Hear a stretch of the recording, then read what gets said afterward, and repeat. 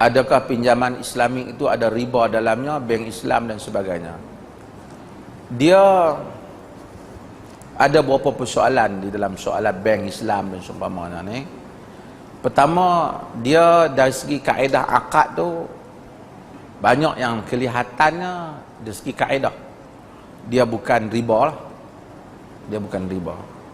Tetapi maksud penindasan itu yang masih Allah mengharamkan riba kerana tak mau ada pihak yang ditindas. Tapi adakah telah bank Islam yang ada hari ini telah berjaya membebaskan sistem perbankan Islam yang ada ni, telah berjaya mengeluarkan manusia daripada penindasan yang dimusuhi oleh agama yang ada dalam sistem riba, kapitalis riba itu? Itulah satu persoalan yang ditimbulkan oleh banyak perbincangan. Walaupun kod mana pun itu alternatif yang ada lah, kita ambil dulu alternatif itulah. Tapi kadang-kadang oleh kerana sistem itu dibuat di dalam ataupun perbankan tu masih dibuat di dalam kerangka sistem kapitalis, ambil hak kapitalis buang pelekat lah tu. Jadi dia tak boleh nak lari daripada kesan yang hampir sama. Walaupun kok mana pun dia tetap ada perbezaan lah dari segi akad dan kesan. Cumanya yang menjadi asas kepada agama ini ialah ma'ani, bukan mabani. Dia panggil ma'ani ni maksud apakah tujuan yang syarak mau, bukan sekadar lafaz. Maka dengan itu masih dalam proses sistem perbankan ni, dia kena ada pembaikian lah. Tapi at least dia mengeluarkan kita daripada yang betul-betul yang riba itu kepada satu sistem yang lebih ringan, walaupun dia juga mesti bertanggungjawab untuk mengelakkan manusia daripada ditindas. Dia banyaklah, kadang-kadang banyak sebab. Penasihat bank ni pun dibayar oleh bank, tu kadang-kadang dia jadi masalah, kan? Dr. Tariq Ramadan umpamanya di dalam tulisannya dia menyebut bahawasanya antara benda yang penting ialah bukan dia tidak mengiktiraf, di pandangan dia tidak mengiktiraf perkataan Islamic economy, Islamic economy, kerana dia kata tidak ada apa yang dikatakan Islamic economy, ekonomi Islam ke politik Islam. Yang ada ialah ethics atau Islamic ethics in economy, Islamic akhlak Islam di dalam ekonomi. Tapi bila kita nak kata Islam, kita cuba nak Islamkan benda ni, benda macam ni tak ada Islam, tak Islam, nak buat pendek ke panjang ke, tapi etika orang yang buat tu. Kadang-kadang ambillah pemerintahan, macam mana nak Islamkan pemerintahan? Adakah dengan bangunan pemerintahan tu kubah nampak macam masjid sikit, semua hak jadi menteri pakai baju macam nak baju Arab ke sikit? Tak. Yang penting bukan itu. Ataupun bila bercakap baca bismillah sikit, ceramah sebut ayat Quran sepatah dua, nampak macam pemerintahan Islam. Itukah yang kita mahukan? Ataupun akhlak dia mesti Islam, dia tidak rasuah, dia tidak menyalahgunakan kuasa, dia berhati-hati dengan harta rakyat. Itukah yang lebih penting? Ataupun form, slogan-slogan itukah yang lebih penting? Jadi kata Tariq Ramadan, yang penting ialah akhlak itu, etika Islam di dalam politik, etika Islam di dalam ekonomi. Itu lebih penting daripada menamakan ekonomi Islam, politik Islam dan seumpamanya. Dan bahkan dia tak iktiraf benda tu. Boleh kerana innamal a'malu binniyat. Baru mai hadis ni. Wa innama likulli imri'in ma nawa. Seseorang dapat berdasarkan apa yang dia niat.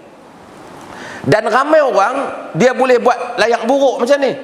Contoh, ni bank-bank ke apa, dia buat layak buruk. Orang zaman dulu dia panggil bai'ul wafa dan macam-macam hukum. Contoh, satu orang tu tak ada duit, dia nak pinjam daripada satu orang RM1,000. Dia takut bagi hang pinjam 1,000, tapi hang kena bayar balik 1,200. Dia kata riba. Kita fikir macam mana nak ikhtiar tak bagi jadi macam riba. Okey, dia ambil pirin. Ambil pirin ni, contohlah ni pirin jenis mahal ni, aku jual kat hang RM1,000, 1,200 hutang. Dia pun beli RM1,000 dengan syarat hang kena jual balik kat aku dengan harga RM1,000. Faham tak? Jadi kawan ni pun beli benda ni RM1,200 hutang, kan? Dia beli. Jadi lepas pada ni dia jual balik lah. Aku jual balik, aku beli balik pinggan ni harga berapa? RM1,000. Dia pun bayar RM1,000. Saya dia yang ada duit, dia pun bayar RM1,000. Jadi hang hutang aku berapa? Lagi berapa? Lagi RM200.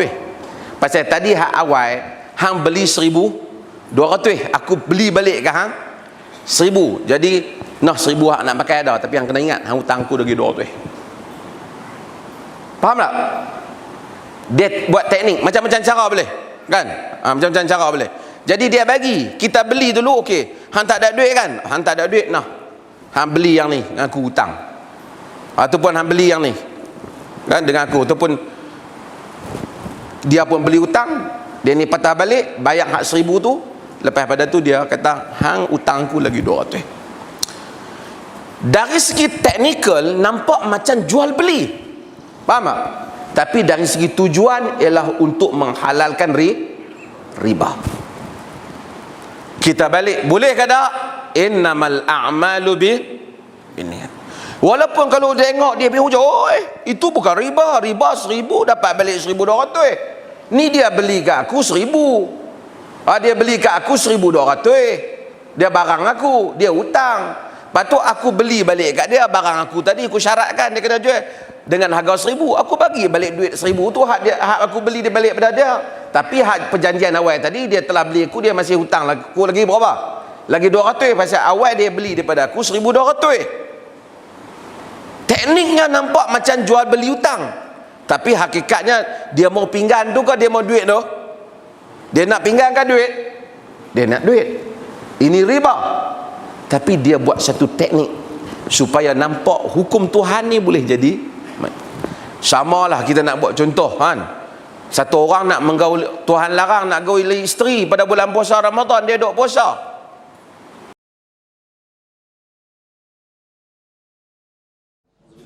Bismillahirrahmanirrahim. Assalamualaikum warahmatullahi wabarakatuh.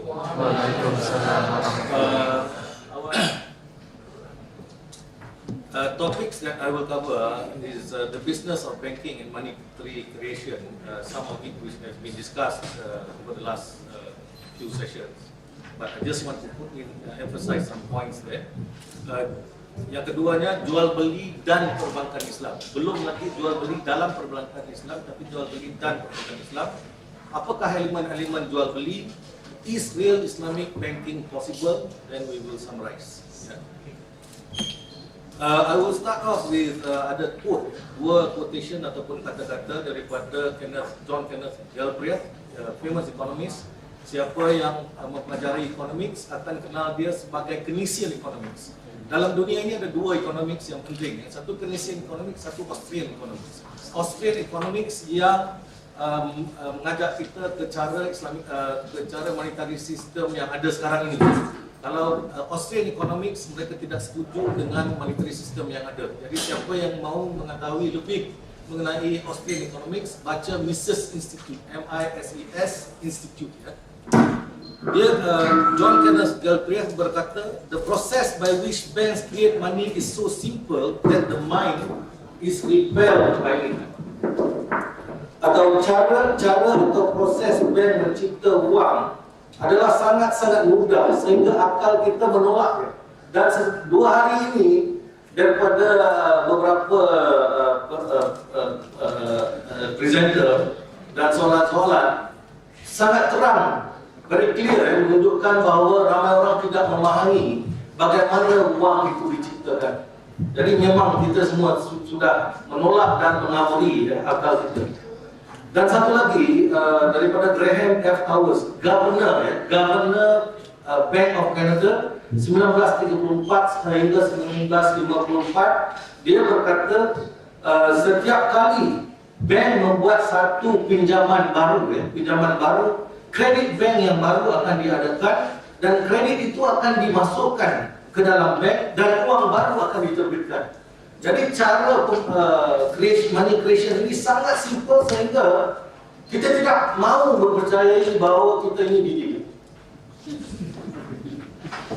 Okay, now let's see the next slide. The business of banking and money creation. I joined Maybank pada tahun 1981. Dan waktu saat itu saya di cabang. Dan di cabang atau in the branches, we give a lot of loans.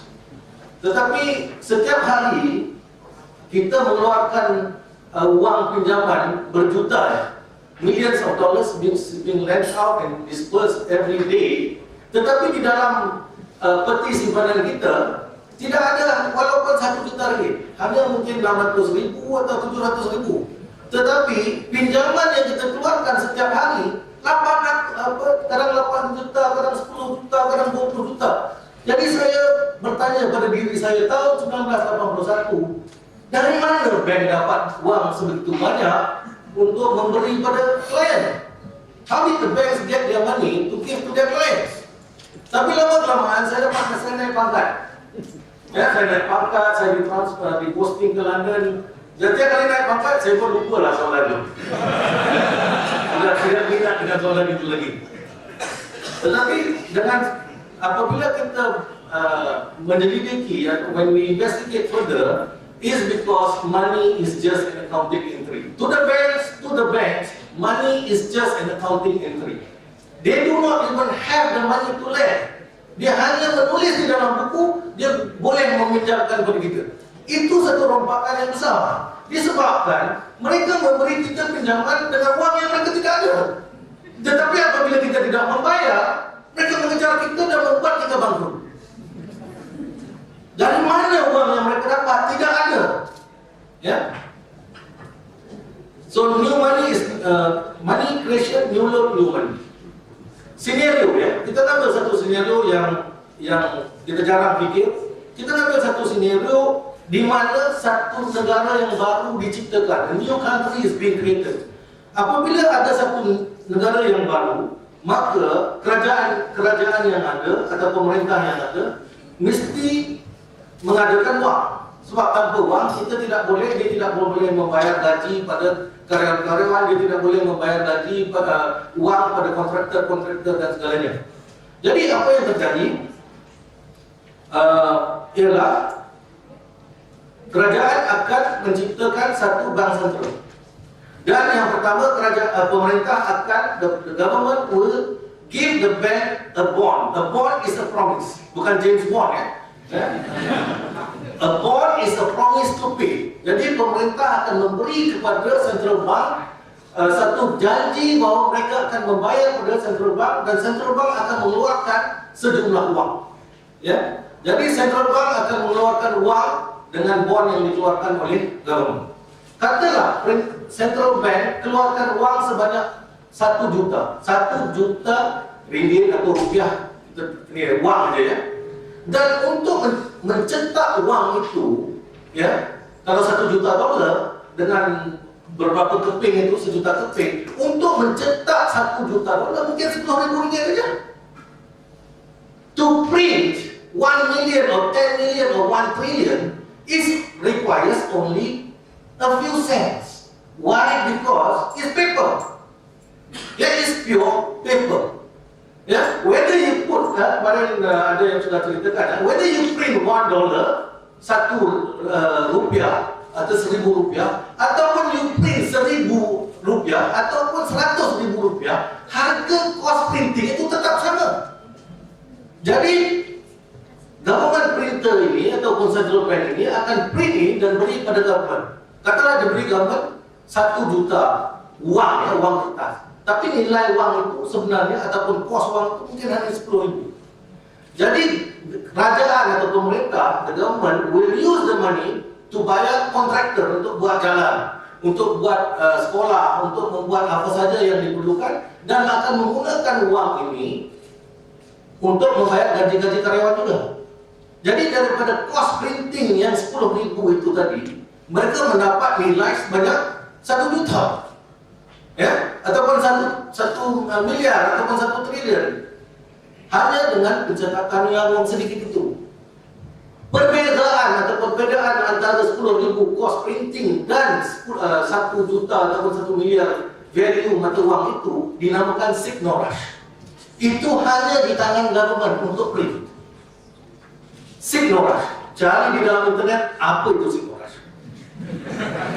Sebab saya diberi 25 minit, melainkan jadi berikan saya waktu sedikit lagi. Okey, dengan uang itu pemerintah menggunakan uang untuk membayar gaji dan kerja-kerja yang dilakukan, ya, dan business contractor akan menggunakan uang itu untuk membayar karyawan mereka dan untuk membayar balik kepada pemerintah, ya. Dan kita yang menerima uang sebagai gaji, kita menggunakan uang itu untuk membeli barang-barang daripada bisnes untuk seharian kita.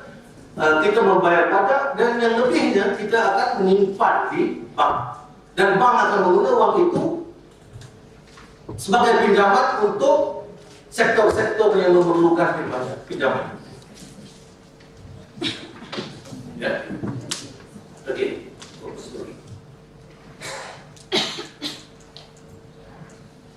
Oke.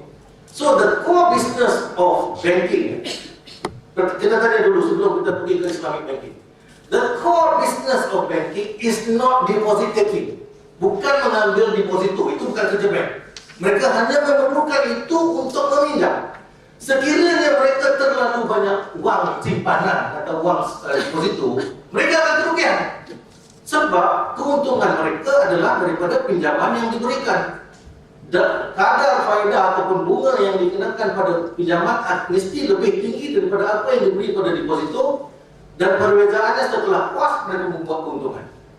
Ya, tetapi uang yang dipinjam itu tidak ada. Saya akan buktikan sekarang. Okey, ini uang baru yang masuk, katalah di dalam satu negeri itu. Katalah dalam negeri itu, say, in that country there is only one bank. The scenario untuk memahami ini adalah hanya satu bank. Sebab beberapa profesor telah datang jumpa dengan saya, dia kata saya tak faham macam mana you kata bank create money. Okay? Jadi this is the way. Imagine di dalam satu negara hanya ada satu bank, dan kerajaan atau pemerintah sudah mencetak wang sebanyak $10,000. Jadi $10,000 ini dimasukkan, didepositkan ke bank.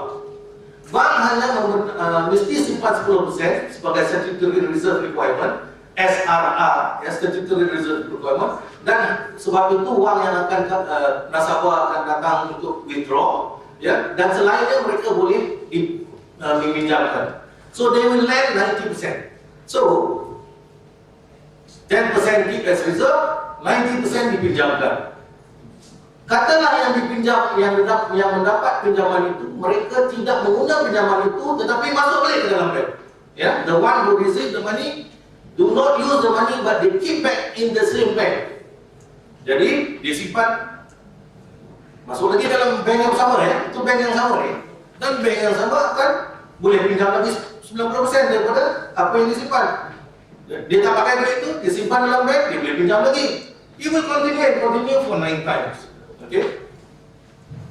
So you will have a number there. Saya membesarkan, I will enlarge that number. So if you look at the number, yeah, if you look at number, deposito atau uang, the money that was originally created was only 10,000. There is only 10,000 in the system. But the bank, sebab wang yang sama dimasukkan, dikeluarkan, dimasukkan sebagai deposito, dikeluarkan sebagai pinjaman, dimasuk sebagai deposito, dikeluarkan lagi. 10 times they do it. At the end of the day, kita nampak pinjaman yang wang yang deposit yang ada di dalam bank adalah 65.132. Mana ada wang 65.000? There is only 10,000 that has been circulated.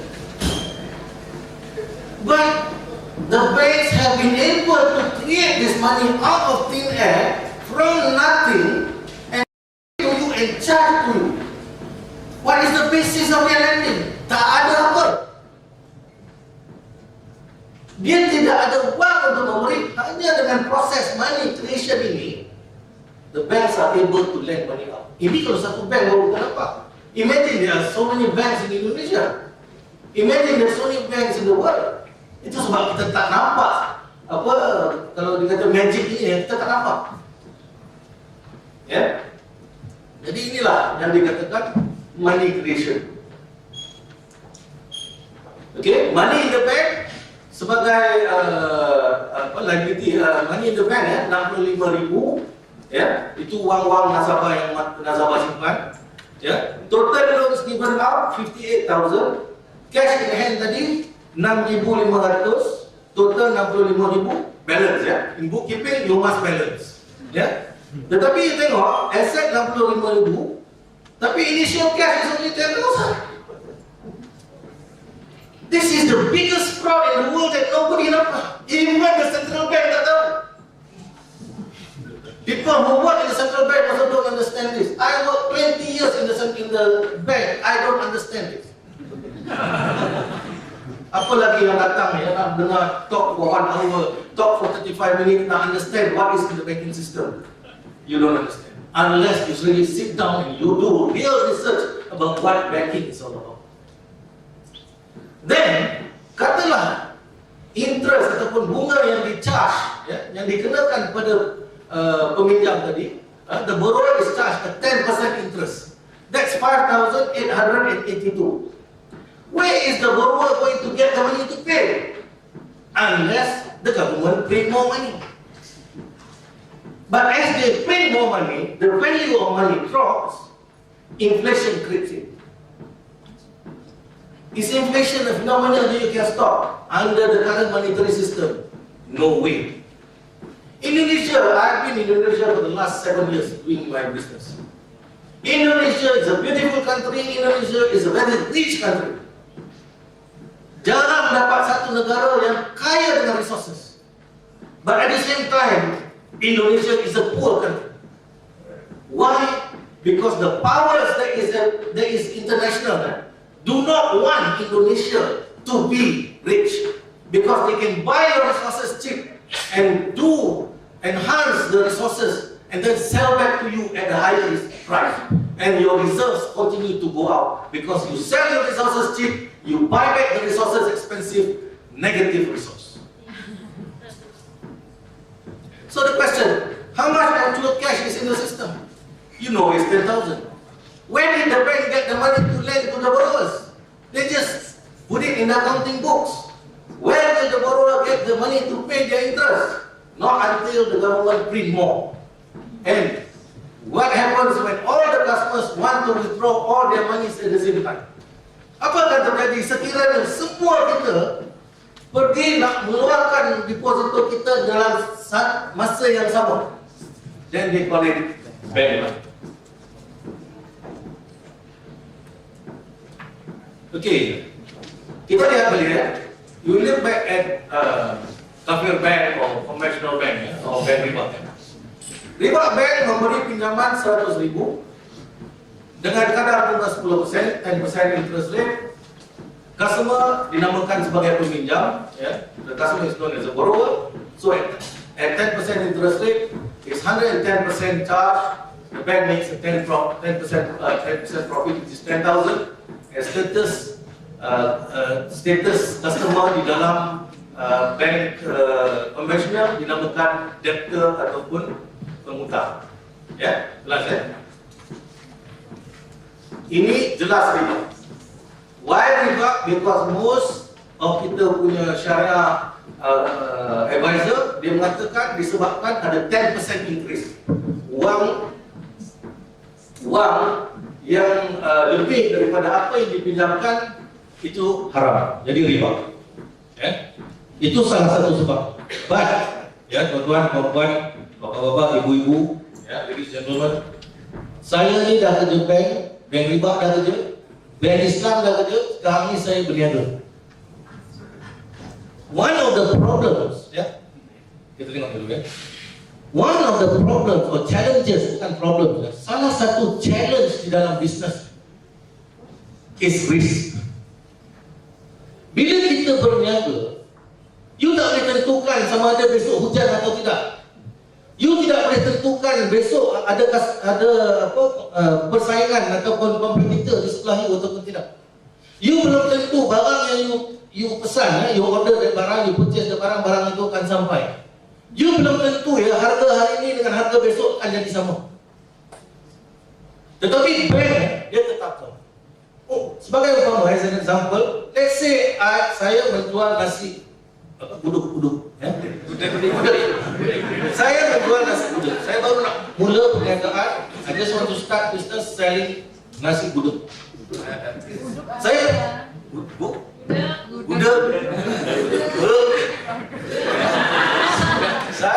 saya pergi ke bank, ya. I go to the bank to borrow, let's say 10 million, ya, 10 million rupiah. I go to the bank to borrow 10 million rupiah, 10% interest rate, ya.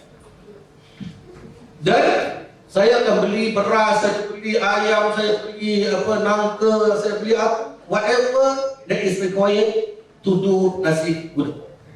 I rent a place. Hari yang pertama saya masak, semua dah siap. Sebab saya restoran rumah makan yang baru, nobody comes to my shop. So I got no business that day, I throw. Yeah? My cost, I got lost. Second day, or let's say next 1 week to shorten the story. Masuk second week, third week, hujan terus. Hujan terus. Customer tak datang. Correct? Salah you ke? Is it your fault? It's not your fault. Ini Allah Ta'ala yang kerja ni. Betul? Hujung bulan bank kata apa? Bayar dong. At the end of the bank will say, pay. You will tell the bank, no, you raise, there's competitor. No, that's not my problem. That is not my problem. You pay me because you are a debtor. You pay me because you are orang yang berhutang pada saya. So what the bank does is, the bank don't want to know about all your risk. Yeah? The bank don't know about your supply risk, price risk, weather, transportation, payment, apa semua dia tak mahu tahu. Jadi dia hilangkan risiko itu dan dia jadikan penghutang itu sebagai ultimate risk. Jadi dia hanya manage satu. You tak bayar kalau sebelum tahun dulu ya. Kalau dulu you kena menjamin hutang dengan nyawa. Ya, when the Jews started this lending procedure, you sama ada keluarga ataupun nyawa you sebagai hutang. Collateral, ya, cagaran. So those days they can take your life. Now they make you a bankrupt. The moment you are bankrupt, kerja tak boleh, nak dapat bisnes lain tak boleh, apa saja you tak boleh buat. So you become a slave to the system. Okay, tetapi kan bila kita tengok buat jual beli pula dengan 100,000, pinjaman 100,000, jualan 100,000, ya. You give a loan 100,000, you sell 100,000. You charge interest rate 10% or you take profit 10%. You still make a 10% profit, which is 10,000. So whether you do a loan or you do trade, sama aja. That's what the Jews say in 275 surah Al-Baqarah. Ya. Ya. Jadi mereka berkata jual beli itu sama dengan riba. Trade is the same as riba. But no. Allah kata Allah telah menghalalkan jual beli, iaitu berniaga, dan mengharamkan riba. So surely there is something in jual beli, something in perniagaan that is different from lending. And what is that? Is risk, facing of risk. Because when you do business, you have risk. Saya bawa tongkang keluar daripada Kalimantan sampai muara sungai, ombak besar sehingga 10 meter. Kapal tongkang saya tak boleh keluar. The harbour master will not allow my tubs and bars to be loaded onto the ship. What can I do? But as far as the banker, I don't care.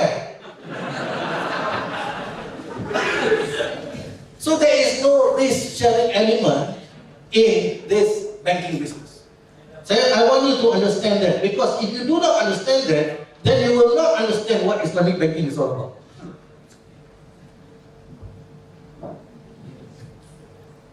Okay, now let's look at jual beli dan perbankan Islam. Okay, Allah telah menghalalkan jual beli, yaitu berniaga, dan mengharamkan riba. Ya, dalam surah Al-Baqarah. Let's look at this slide. Jadi, Islamic banking practitioners, they use jual beli untuk menghalalkan banking. They use, I show that slide. Okay? They use jual beli untuk menghalalkan banking. Ya. Okay, ini kalau you baca buku, if you are an Islamic banking student, yeah, you take any book on Islamic banking, most of it will be written by non-practitioners. Okay, apa dia kata? Depositors are no longer lenders to the bank, Islamic banking. If you deposit to the bank, you are no more a lender to the bank, but you are shareholder. Nonsense. Yeah, the customers are potential investors through having a profit and loss share. You pergi mana Islamic bank yang profit share, loss share dengan customer? Kalau profit is mine, loss is yours. Dia macam suami isteri lah. Isteri akan kata, gaji saya, gaji you, gaji saya. Isteri berkata pada suami lah.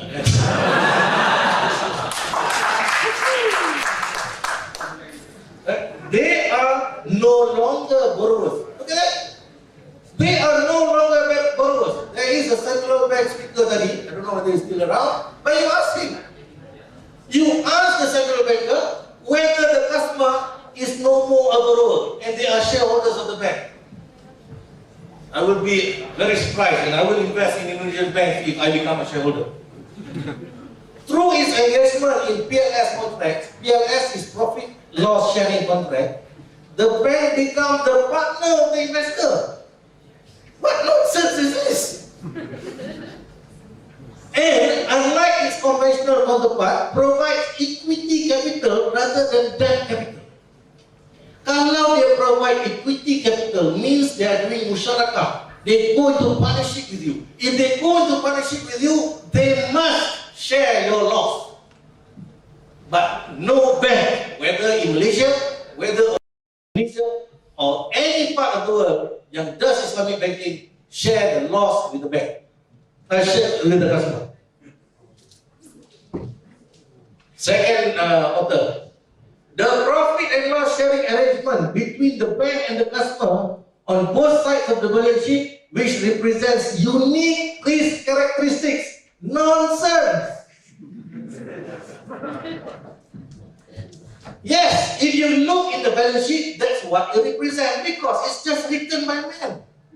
But what is the practice? Is there actual a loss sharing? None. Look at the next one. The nature of financial intermediation, including the function of banking, is different in the case of Islamic banks. Please tell me how it is different. For Islamic banks, the mudarabah contract is the cornerstone of the financial intermediation task of banking. Mudarabah is equity capital. The basic concept is that both funds mobilization in theory, funds utilization are on the same profit sharing among the depositors, the bank and the entrepreneur. Kalau macam tu, how can the banks make billions in profits? Ya, tidak ada kalau di Malaysia, tidak ada satu CEO bank yang gajinya di bawah 1 juta ringgit. Tidak ada. The highest paid banker in Malaysia is 16 million ringgit. The highest paid banker in the world, JP Morgan dan sebagainya, will be 200 million in terms of bonus. How can they pay that kind of salary?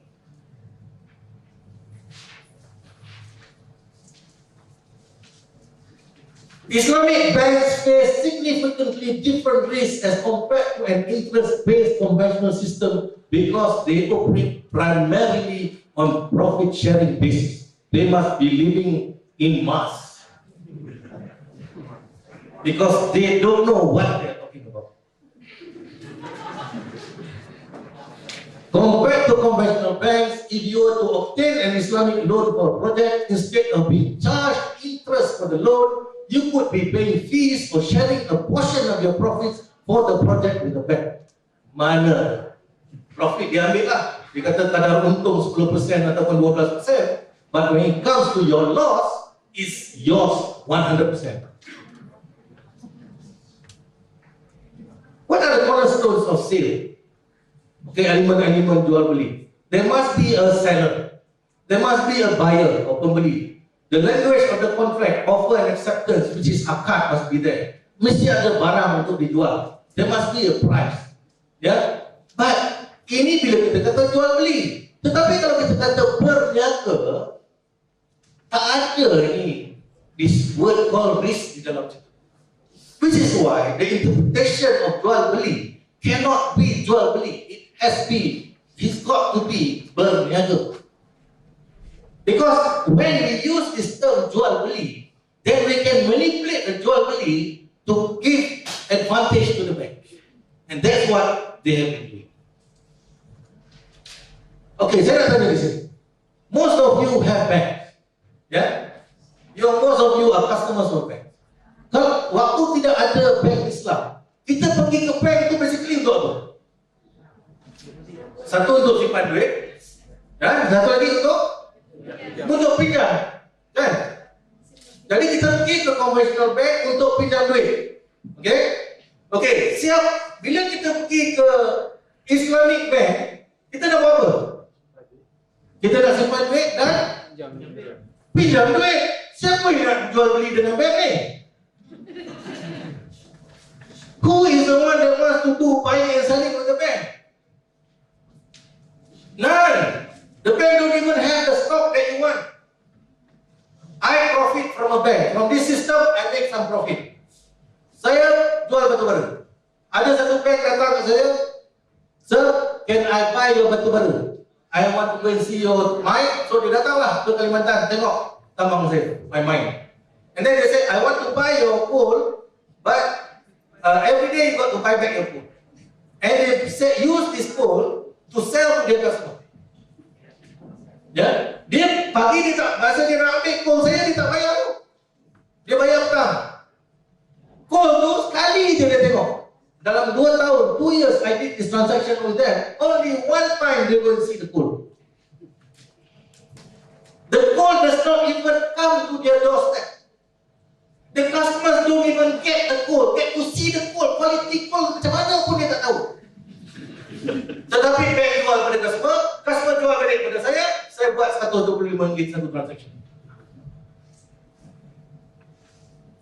Why?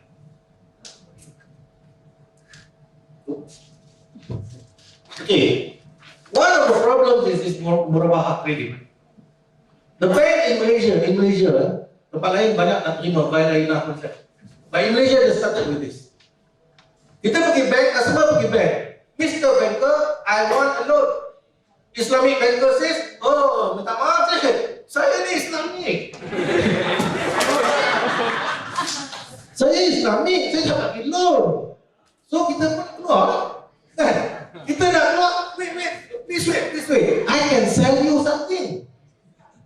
Okay? I can sell you gold. Ini belum gold lagi. So the bank says, no problem. I can sell you my computer, bank kata. So kita ni tak faham, as long as I get a loan, as long as I want to borrow 10,000, as long as I get 10,000, doesn't matter. No problem. Okay, now you sign this agreement, and then I can give you the money. Yeah? So the bank jual komputer yang ada di dalam bank, tak tahu kita pun di mana komputer tu. Yeah? They sell to us, dia ambil balik, kita dapat duit RM10,000. You see the magic? Is this trading or an illusion of trading? It's an illusion of trading. It's why do the bank do this? To create a debt. The bank do it because they want to create a debt. Okay? Tapi dia tukar lah apa? Instead of kadar faedah ataupun bunga, dia kata profit rate.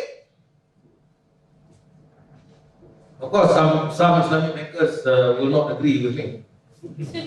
Okay? Buy Alina, ever since I was in Bank Muamalat, I argued against Buy Alina. Masa tu, we lost the case. We lost. But last year, beginning of last year, the central bank issued to all the Islamic banks in Malaysia, you must stop using Buy Alina. The question is, if you are so right, why do you want to stop? Kalau kita di jalan yang betul atau benar, kenapa kita nak stop? It's because the system is just cannot be accepted. And then dia tak buat baik tak? What did that? Oh, sorry. Let me continue sikit. Jadi dengan sistem buy Alina, satu aset, one computer can be sold to many people because I jual kat you jual balik I dapat 10,000. Kan? Betul, same komputer saya jual pada ni. 1,000 orang dalam ni saya boleh buat 10,000 kali saya boleh jual. Barang yang sama. That cannot happen in real trade. Because you will consume, you will use, the product that you buy. So because buy Alina dia kata tak boleh, dia start to do tawaruk. Tawaruk is a three-party contract. So, saya sebagai penjual, jual ke bank jual ke customer jual balik ke saya. Daripada 2 party jadi 3 party. Betul ada pula bank kata, no. 3 party tak boleh juga. Okay, tak boleh 3 party, dia buat 4 party. Now, some banks are practicing 3 party or tawaruk, some banks are practicing 4 party, and they say it's okay. But the thing that we need to think about is, why do they need to do this? It's because they need to create the debt. Okay, produk baru yang sekarang heboh-heboh di Malaysia is musyarakah mutanafisah. So because dia pakai word musyarakah, they think that it is equity sharing or partnership. But saya kata ini musyarakah saya tak kisah.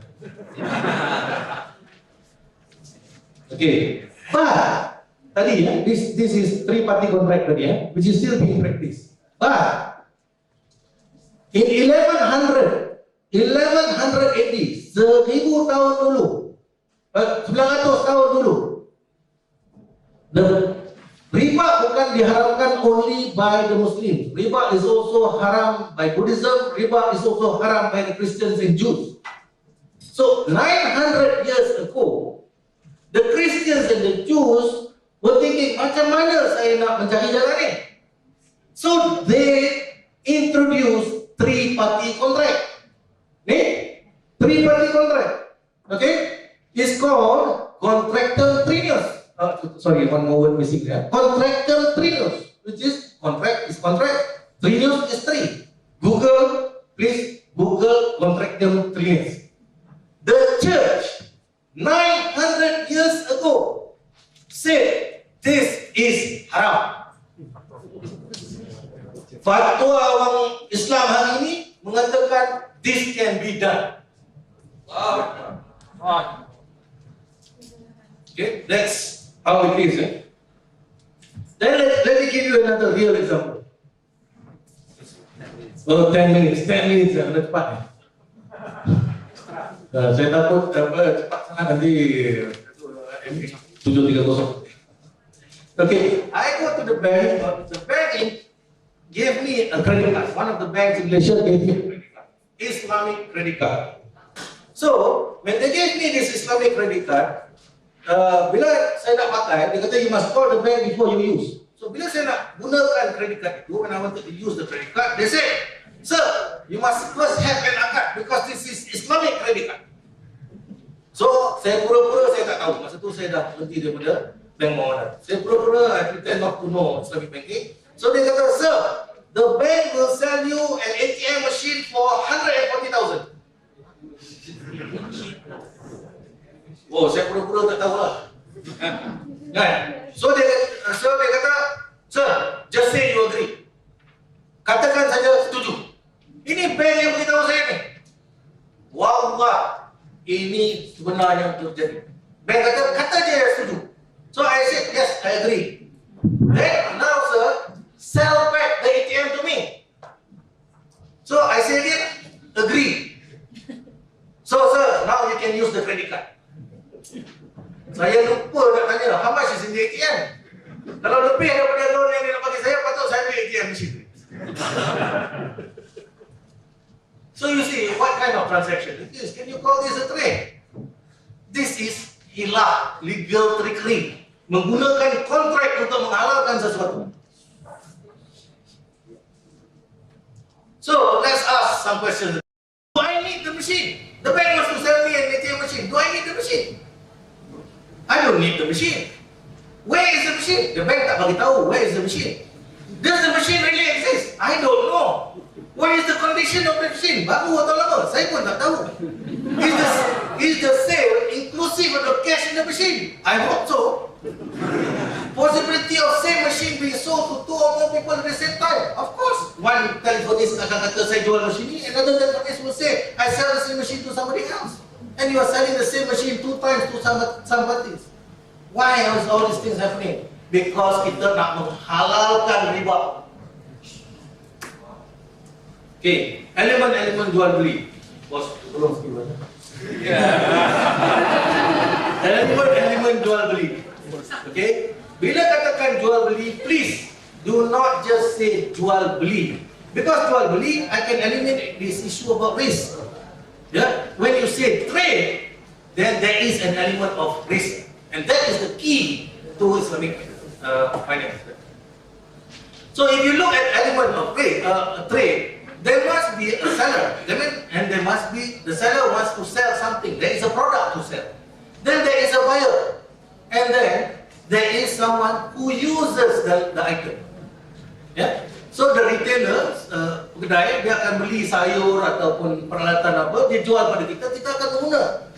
So there is an end use to the product or the we buy, barang yang dibeli. Kalau di dalam Islamic banking tidak ada end use. It doesn't exist. So what is the intipati business atau perniagaan? What are the elements again? Dalam perniagaan ada risiko. Bila ada risiko,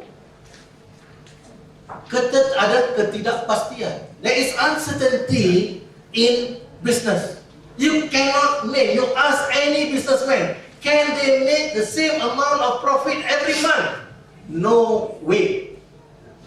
But the banks charge you 10% every month, whether it rains, it shines, ada banjir, ada berapi meletus dan segalanya, you still have to pay the loan.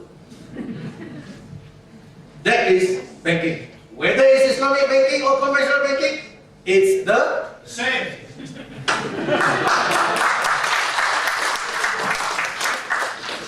So,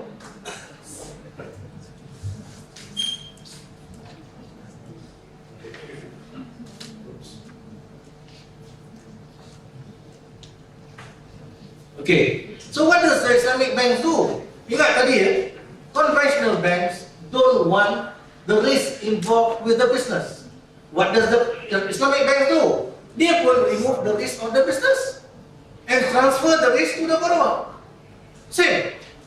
Akhirnya the end product of what Islamic banks do is exactly the same. Semua buku-buku yang you all baca about Islamic banking, nothing that I can say is actually true.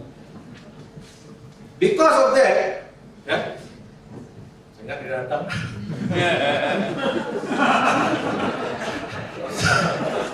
So kalau kita tengok di sini, dalam bank, you call penghutang, Islamic bank pun akhirnya you jadi penghutang. Same end result. Yeah. Because of this jual beli perumahan di Malaysia, dia buat musyarakah ataupun buat bayar-lina ataupun tawaruk. There are 30,000 rumah yang terbengkalai. Houses which were under construction, which were stopped by the developer, and the customers cannot pay. The customers don't get the house. 30,000 customers under Islamic banking, yang rumahnya terbengkalai. Dia tidak siap, jadi rumah tak dapat. Bank tetap kejar loan dia. Rumah yang sekarang kena bayar sewa. Ada keadilan? Ada keadilan? I thought Islam is about equity and justice. Where is the equity and justice in Islamic banking? No way. Thank you, brother. Reality check. Only 3.8% of Islamic banks' income derived from profit loss sharing products. Okay. Summary. Riba. Satu, Allah telah menghalalkan jual beli dan mengharamkan riba. Tetapi riba bukan sahaja about bunga ataupun interest, bukan sahaja buat penambahan pada pinjaman yang kita dapat ataupun hanya elemen-elemen jual beli, tetapi riba adalah risiko di dalam transaksi itu. Jadi sesiapa yang participate in that business, they must share that risk of that business. So there is no certainty of profit. Tu, saya tanya nightclub. Nightclub halal atau haram? Kita ada beberapa ustaz di Singapura ni, Ustaz. Nightclub haram. Kita tahu. Kalau nightclub, saya nak tanya fatwa sikit, Ustaz. Kalau the nightclub, if you put in the nightclub satu musola, Islamic atau tidak? Saya letak Islamic, saya letakkan musola di dalam surau, dalam nightclub. So, kita tengok bank. The business of banking is lending. The business of banking is charging interest. Whether they call it kadar faedah, keuntungan atau sebagainya. Ya. So, if business of banking kita buat jual beli, does it make it halal? Unless they do real jual beli. Ya. Kawin. Sebut benar-benar betul. Kait fikih. Okey. Kalau kita hanya nak menggunakan ini tanpa a bit more detail and concern for the ummah, you can, then I say, dengan menggunakan QF ini ataupun Kuwait fikih ini, semua conventional bank boleh dijadikan Islamic bank. Then all conventional banks can just turn around and become Islamic bank just by applying this Kuwait fikih. And nothing will change in this world. Nothing. What is it about Islam? Kita tanya pada diri kita. What is it about Islam that the kafir have accepted? Rasulullah dibuatkan kartun. Islam dikatakan teroris. Tidak ada satu yang mengenai Islam yang mereka terima.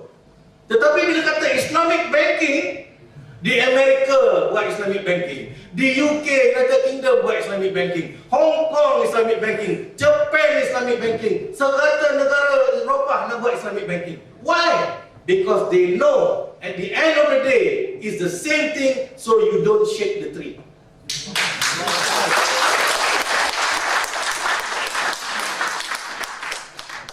So let us ask this question.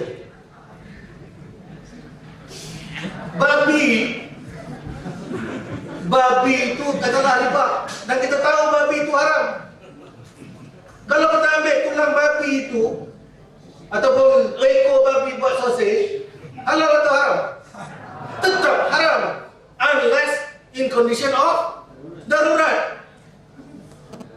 Kalau di condition of darurat pun tak boleh lah. Pak, saya mau yang paha di kaki itu. Tak bisa paha. Nak buat sausage, tak bisa. Makan hanya untuk hidup. Ya? So kalau the system seperti yang dikatakan kemarin, ya, if the system, Zain yesterday was saying, if the monetary system is already riba, can you make the banks non-riba? The monetary system, keadaan kewangan yang kita ada hari ini is already a riba system. When you talk about money, yeah, ladies and gentlemen, there's one thing that you must understand about money. It is not only a means of exchange. It is also about a store of value. Means of exchange, kita menggunakan uang untuk menukar, membeli barang dan segalanya. Tetapi wang itu juga ada nilai yang tidak boleh susut nilainya. Dan mata wang yang kita ada sekarang ini, kalau 10 tahun dulu 100,000, nilainya sekarang ini tak sampai tidak boleh beli barang yang sama.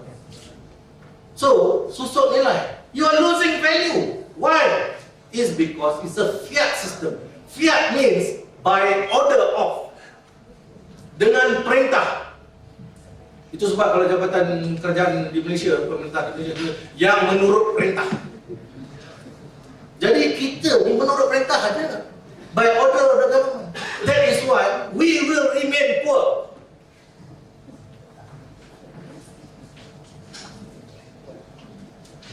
Is real Islamic finance possible? Islamic finance is possible. Islamic banking is not possible. Because Islamic banks, as I showed just now, is the same with the conventional banks. Because of the mother, which is the central bank, they can do money creation. If you do not want to do money creation, you must do Islamic finance. How can we do Islamic finance? Do real trade. Invest in the trade under sale of murabahah and do the profit sharing or loss sharing. Jadi penyewa, and then you can rent or sell or sewa. Investor, you do musyarakah or mudarabah. You can do that. Implementation of true Islamic finance within the monetary system can, and concurrently implement the system with the denarial system. What do you do? Under sekarang monetary system is Bank Islam. Remove the Bank Islam. Walaupun you cannot remove physically because there is central bank, what you do is you create an alternative system, which is you remove that, don't be part of that system, create an Islamic finance system within the fiat system. Okay? This can become muhalal. Maju.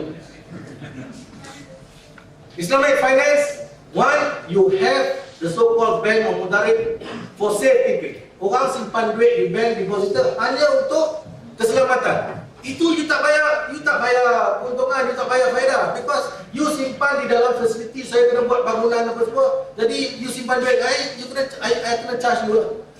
Ya. Investment fund, this is you can do by project, you can do by pool of projects. Returns, you can share profit by project or pools, and then you invest in the right place.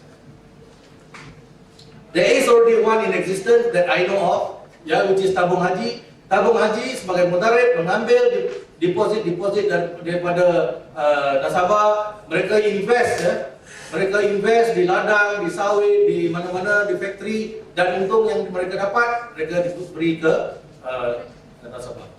Kalau investment mereka rugi, mereka akan kerugian. And there is no money creation in this kind of system. So Islamic banking, jual beli kelak ataupun banking trickery, adakah halal ataupun banking trickery, itu akan beri you all to make that decision and to do something about whatever thing that you decide. Wallahu a'lam. Wassalamualaikum warahmatullahi wabarakatuh.